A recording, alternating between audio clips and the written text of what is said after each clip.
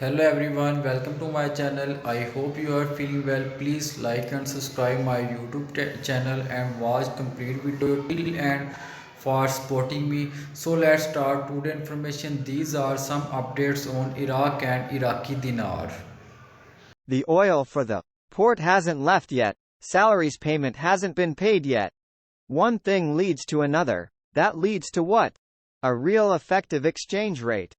I think that's where we are. I think that's pretty self-evident. Urgent. Iraq receives an important message from America.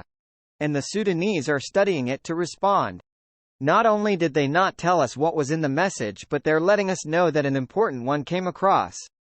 I'm sure it's really serious.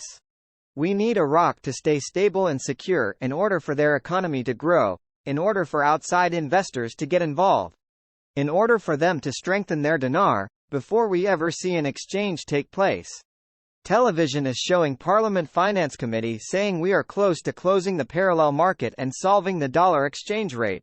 Frank, how many ways can they tell them? Quote from Deputy Prime Minister and Foreign Minister Fuad Hussein: Iraq's endeavor to occupy its natural position in the region and the international community. Part of what it means for us investors in the dinar is to realize that when they mention international community, they are talking global.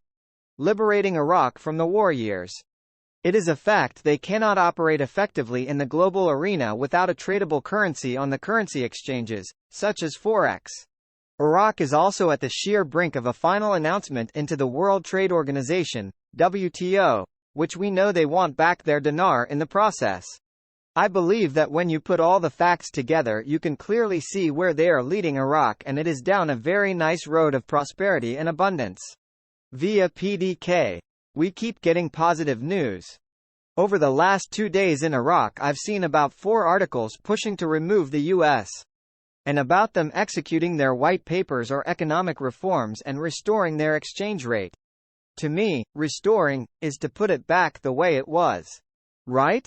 And restoring it back to its former glory when it was one of the most valuable currencies in the world.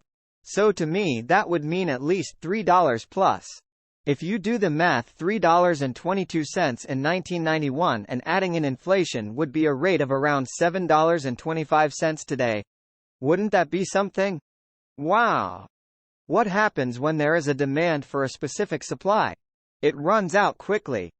Or it goes up in value quickly. The simplest thing, toilet paper, became so valuable when the COVID hit us. If I was Sadani, I'd give the lower denims and the new exchange rate, and instantly the dinar goes into a basket with other currencies around the world to float. The definition of supply and demand is going to take that float to the rear. Real effective exchange rate. How are they going to reach the rear? By supply and demand. Revenue streams are increasing. They're promoting the private sector, which is going to create thousands and thousands of jobs.